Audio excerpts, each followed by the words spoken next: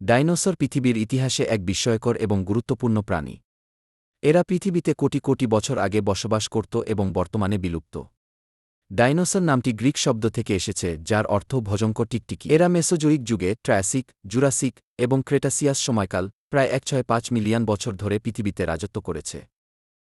Dinosaur ছিল বিভিন্ন আকৃতির এবং বৈচিত্র্যময়।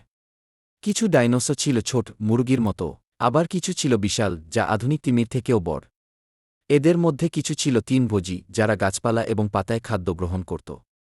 আবার কিছু ছিল মাংসাশী, যারা অন্যান্য প্রাণী শিকার করে বেঁচে থাকত।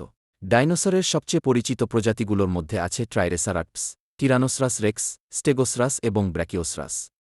টিরানোসরাস রেক্স বা টিরেক্স ছিল অন্যতম ভয়ঙ্কর শিকারী, যার তীক্ষ্ণ দাঁত এবং শক্তিশালী চোয়াল ছিল। অন্যদিকে ব্র্যাকিওসরাস ছিল দীর্ঘ গলাযুক্ত তৃণভোজী, যারা উঁচু গাছের পাতা খেত। ডাইনোসরের দেহের গঠন ছিল চমকপ্রদ। ডাইনোসরের গল্প আমাদের পৃথিবীর ইতিহাসের এক অভূতপূর্ব অধ্যায়। এদের বৈচিত্র্য, শক্তি এবং বিলুপ্তির রহস্য মানুষকে সবসময় আকর্ষণ করে। ডাইনোসর নিয়ে গবেষণা এখনও চলছে, এবং নতুন তথ্য ও আবিষ্কার আমাদের এই প্রাচীন প্রাণীদের সম্পর্কে আরও জানার সুযোগ করে দিচ্ছে। বিজ্ঞানীরা বিশ্বাস করেন আধুনিক পাখিরা ডাইনোসরের একটি শাখার উত্তরসূরি। ডাইনোসরের জীবাশ্ম আবিষ্কার এবং তাদের নিয়ে গবেষণা বিজ্ঞানীদের পৃথিবীর অতীত সম্পর্কে অনেক নতুন তথ্য জানতে সহায়তা করেছে।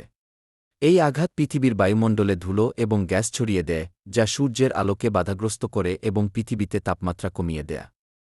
ডাইনোসর বিলুপ্ত হলেও তাদের উত্তরসূরি হিসেবে কিছু প্রাণী আজও পৃথিবীতে রয়েছে। প্রায় 6 মিলিয়ন বছর আগে ডাইনোসররা বিলুপ্ত হয়ে যায়। গবেষকরা মনে করেন একটি বিশাল গ্রহাণুর আঘাত এবং এর ফলে সৃষ্ট জলবায়ুর পরিবর্তন ডাইনোসরের বিলুপ্তির প্রধান কারণ। তাদের কিছু প্রজাতির চামড়ায় পালক থাকত, যা সম্ভবত তাপমাত্রা নিয়ন্ত্রণ এবং শত্রুদের থেকে রক্ষা পাওয়ার জন্য ব্যবহৃত হতো। আবার কিছু প্রজাতির শক্তিশালী বর্ম ছিল। এই রকম ইনফরমেটিভ ভিডিও দেখার জন্য বং নলেজ চ্যানেলটি সাবস্ক্রাইব করুন।